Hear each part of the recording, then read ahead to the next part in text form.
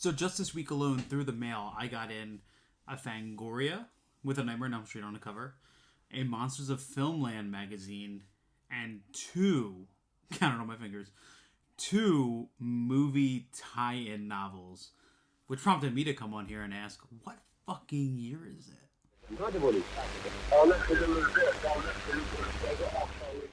If you guys had told me when I was a youngster, 12, 13 maybe, that one day I would not only have a YouTube channel, but I would be talking about movie tie-in novels, particularly new ones, my brain would explode, right? My head would explode. So when I was young, I loved reading. I read a ton of Stephen King. Really, whatever my parents were willing to put in my hands that was in a book form, I read it, right? And to my detriment or to my advantage, who knows? But I loved movies, right? That was stone cold fact, undeniable. So every single time we would go to Barnes and Noble, or even CVS and Walgreens would carry a killer book selection in that time, I would buy tie-in novels, right? Doom. Yeah, that Dwayne "The Rock" Johnson, Doom. Peter Jackson's King Kong, that novel. Freddy vs. Jason. It's got so many that I eventually just kind of lost, like in multiple moves. I probably gave them away or something. I don't know. I did some shit with them, right? But anyway, 2024, I have a YouTube channel. And I thought, maybe one day we can talk about movie tie-in novels. Maybe they'll be relevant again. And I think there's actually, if you go back on my Instagram post like 5 years ago, I think I actually talked about how there needs to be a resurgence. We need more of these, right? Because the old ones they're expensive and they're hard to find. People aren't really reluctant to give them up. So, but this week alone, I got some new ones, and it's a little crazy. So before we dive into the new ones, I want to talk about some other ones that we have, some older ones, and then we'll go into kind of some of the newer ones and why I love novelizations. And it's really funny because you have two different types of movie tie-in novelizations. You have what I would just call like the screenplay or the screen to page, which I've read plenty of, and that's when basically there's just nothing different. What is on the page is just word for word description and dialogue onto the page, and I've read those and they're fine, right? And then you have the screenplay to novel, which typically incorporates scenes that were missing from the movie that never made it, depending on the draft and depending on what was cut. You have extra character moments, extra dialogue, a lot of extra emphasis, and if you have a good enough author taking the reins on that, then you get a book that brings a new nuance to the story and brings front some new ideas and some new character stuff that's very, very welcome, right? And in this case, you're gonna get a bit of both. And in the older ones, there was a lot different, right? A whole lot different. If you go and you read any of the Halloween novelizations, there are rapid changes, like character details that never made to the movie, whole scenes, descriptions, characters, all kinds of stuff. Kills, there were a lot of kills that didn't make it into the movie that made it into the book. Rapidly different ideas, right? Way different than what we got in the visual. But I have a stack here of movie tie-ins that we own. I have not read all of these. Just disclaimer, I haven't read all of these. But there's some really, really, really cool stuff here, right? Really cool stuff. Some that are from when I was younger. Some that we found when we were newer. Some I found that were untouched, right? And we'll just... Freddy vs. Jason. Yeah. This novel, I had this when I was a kid. I read the fuck out of this book, right?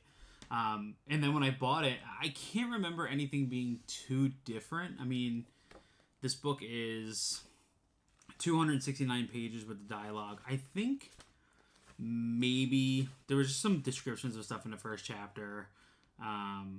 Just kind of like fleshed it out a little bit, but The spine isn't even, what did I call that? Bent? Used? Red? Maybe? I don't know. So the spine is untouched, meaning whoever did read this before me was either didn't read them like me yet, or just was really careful about it. But Freddy vs. Jason, this is a novelization of Freddy vs. Jason. I don't remember a single character, a single idea, a single line of dialogue that would be worthy of reading a book yet. It came out, and this came out from Black Flame Publication, and this was... Ooh, let's see. This was written by Stephen Hand. And by the way, 2003. Yeah, coming to 4K from Arrow, rumored. I just watched Brian's video, Last Movie Standing, where he saw horror crossovers, and this is peak. Right here, right after Frankenstein meets the Wolfman.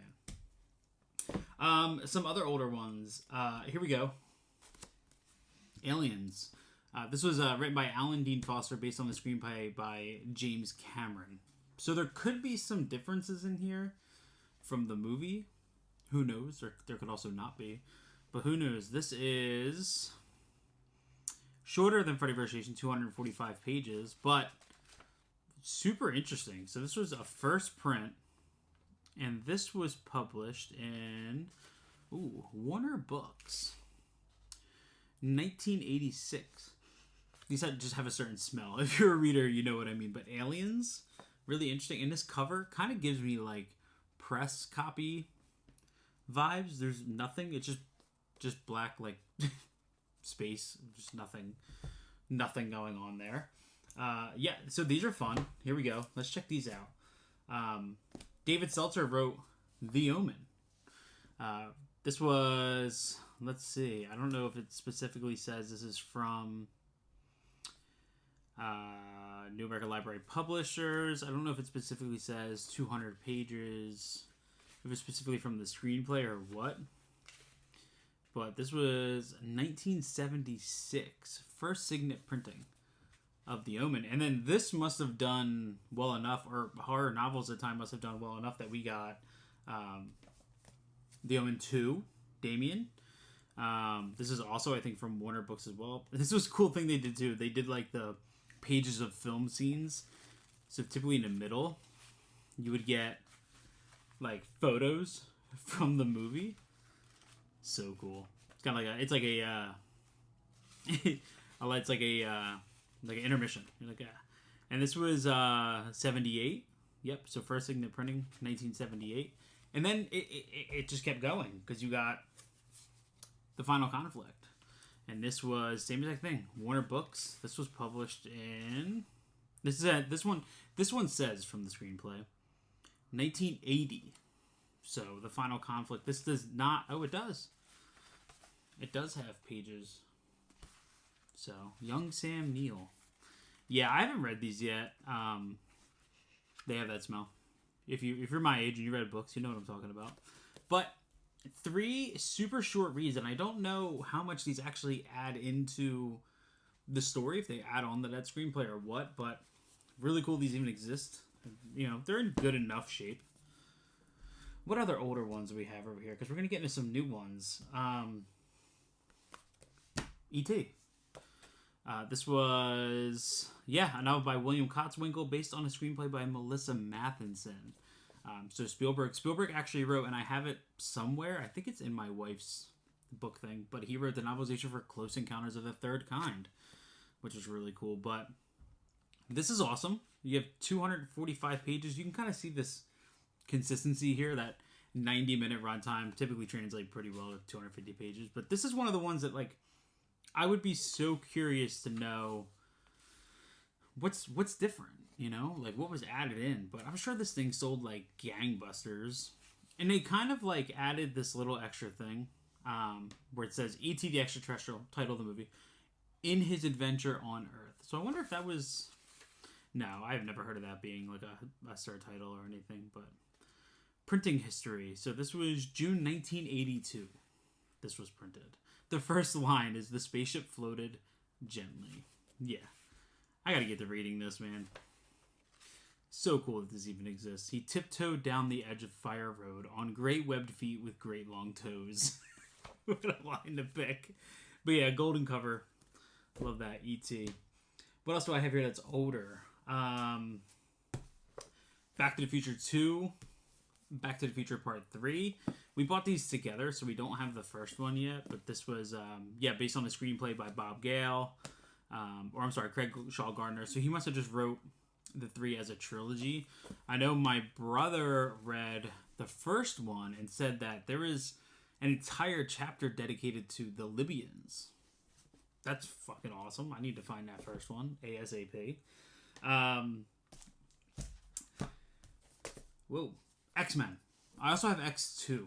We do have X2. I just forgot it. These I did read when I was a kid. It was like X-Men, X2, and then I had the novel. I think there was a novel for The Last Stand, and then the Punisher novelization, which I would love to. I'm about to just go on eBay and buy it right now. But yeah, we read these a lot as a kid. I'm just throwing it around. So this one says based on the movie, so I don't know if there's any differences. I don't really remember. But this one's in not as good condition. I don't know where we found this one. Oh, yeah, I think this was actually Erica's from when she was a kid. So we need to put this thing in a glass case somewhere. That's cool. And then I think the only other old one that I brought in here is this here. And I'm going to take it out of the plastic protector. But this is really cool. If you follow me on Instagram, you saw this from a couple months ago. Friday the 13th, Part 3. 3D to novelization. Check out this cover. Yeah, so cool. Let's see. So this was written by Michael Avallone based on a screenplay. So with 16 pages of terrifying photos too. So I imagine that there was some differences in here. And this is probably going to be a read that I'll take on soon. But you have to think, Friday the 13th Part 3. So this is, Jason finds his mask. 1982. Well, wait, that was the release of the movie. Let's see when this was. No, 1982. Okay, cool. Friday the 13th Part 3. 3D. It's so funny that they put the 3D in the title of a book. Yeah, we paid, I think, $60 for this. If this was an eBay situation, I probably wouldn't have been as quick to pay the $60, but we were at a resale bookstore, and they're so nice. We're there all the time, and they had it right there, and I couldn't say no. They also had, months later, the original for Halloween, and they wanted $120 for that, and I didn't buy that, so it's in this protector. As you can see, $60 for a first print of Friday the 13th. So, interesting. Old. Now we're getting into new, right? And I have to tell you guys, if you don't follow Encyclopocalypse Pub, they're a publishing company that putting out both original novels, novelizations, as well as other books. They just released the Millennial Nasties that I just put out on my Instagram a couple of days ago. They do fantastic work. They're actually doing the Severin re-releases, so they're re-releasing Cruel Jaws. I think it's out by now, but yeah, they're re-releasing Cruel Jaws, which, yeah, fuck yeah, dude. I have a couple of theirs. Vamp. Stop going and focusing on the other guy back there. Let me fix that. Vamp. So this book is huge. Let's see. Look, and it's funny too. It actually contains photos in the back of it, which I didn't even know. So let's go here. Let's see how many pages this bad boy is. 343 pages. Including a little memories portion. As you can tell, I haven't read this yet. But this would be a super interesting read. It's incredible to think of this becoming a novel. And this was printed not long ago. So let's see. So this is based on a screenplay. 2022 this was printed. So Vamp. And then also from Encyclopocalypse Club. Fright Night. Yeah, I think this is much more known than a lot of others are. I bought this from the archive in Connecticut, and this was printed in, I think, 2023. The first page I walked to is the contents, and the chapter names are just the number of the chapter. By the way, just saying. Yeah, doesn't say. So, Fright Night, and look at this freaking awesome cover too for fans of Fright Night like I am. Look how sick that cover is. I love the red of that. Really, really cool. And then one that I did read from a Psychopocalypse Club, Reanimator. One of my favorite movies of all time. And this was a great read. This is more a direct translation from the screen to the page, but I still really, really enjoyed my time with this. It's as nasty as the movie, and it really just kind of like kept me engaged long enough. I think I was looking maybe for something new being added, but I wasn't mad at this read at all. I actually really enjoyed that. Not horror, but one that I picked up. Quentin Tarantino did Once Upon a Time in Hollywood. Lots of changes from the movie. Lots of character expansions. This is a fantastic read. Not horror, but I grabbed it off the shelf. Severin has actually got a couple of movies out into novelizations. One is by Brad Carter, and this is for Mardi Gras Massacre. Yeah. There's a novel for Mardi Gras Massacre, and it looks to be very well written. If you've seen Mardi Gras Massacre, you know why I'm responding the way I am. But Brad Carter, I've read a couple of his books. Good writers from 2022, and then if you've been picking up some of their most recent 4Ks or over the last couple of years, Nightmare. They did a novelization for Nightmare, and I don't know. Nightmare wasn't exactly the most exciting movie they've put out in a long time, but I imagine that there's some stuff translated in this pretty well as well. There may be some new additions as well. And this is written by Michael Gingold, 2023, first edition. So Nightmare. And then I think most famously, before I get into the newest ones, because these are in Barnes and Noble, and I think this was kind of a big stepping stone for the for the movie novel tie-ins, because I think these sold pretty well. Halloween Kills, and Halloween Ends. All three novelizations here. And the first one was written by John Passarella. The second, Tim Wagner. Don't forget that name. And then Paul Brad Logan for Ends. These read really, really well. And these actually do kind of add some additions in. Enough that I would say give these a read, but don't rush to it. It's more of like some of that inner dialogue that we kind of miss in some scenes. And I think Halloween Ends is the best of the three. But Tim Wagner, who wrote Halloween Kills, is actually the author of the two newest ones I'm here to show you. Like I said, I got two in this week. These are them. And the first one I'm smack in the middle of right now, and it's X from A24. This is actually the first of a trilogy release of these books, all written by Tim Wagner. So X first, and then obviously Pearl, and then we'll get Maxine, and they're all going to have these pretty like matching cohesive title or art. Now this art here is done by the incredible Matt Ryan, which if you don't know Matt Ryan, you better go on Instagram right now. So I'm going to show you this this incredible artwork here. So fitting. And this is kind of like a matte, I guess you would say, as matte as it gets. So it has a really nice feel in the hands. There's the back. My favorite of the trilogy for sure, but everything about this book just feels nice, right? It doesn't have that smell.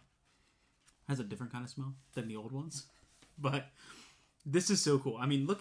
Let me see if I can get the spine to focus here. Maybe not. So on the spine, you have a novel by Tim Wagner, based on a motion picture written and directed by Ty West, A24. A24 is a very aesthetic company. This really falls in line with it. But this has been such a good read that I'm really taking my time on. And it's small. Like you can see in my hand. It's a good size. It's very pocketbooky. And this was, 200... Let's see. 164 pages. So, swift read with this one. Incredible art by Matt Ryan. Seriously, incredible job. This is the one that I can't believe we have. I didn't even know this was coming out. I saw Bloody Disgusting post something about this. I hit pre-order real quick. It was like $15. Now we have it. Tim Wagner has penned an adaptation of Terrifier 2.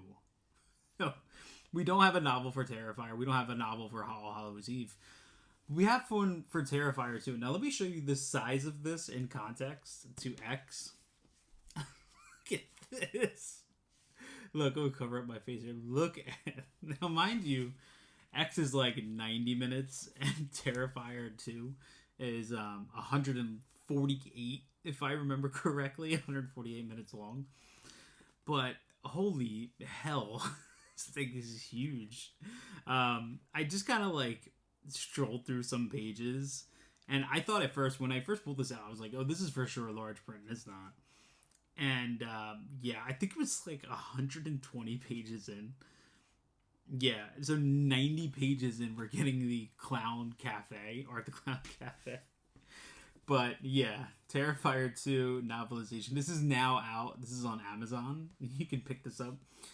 This is from Titan Books, this one. But as for all the laughing I'm doing, it's because I'm incredibly happy about this. It seems as if over the last couple years, this niche little area has reopened where people were like, oh wait, that was really cool back in the day. And I think a lot of that's because the old stuff now collectors want and people want to read because they want to know the differences, or they want to just kind of read what that plays like in a book.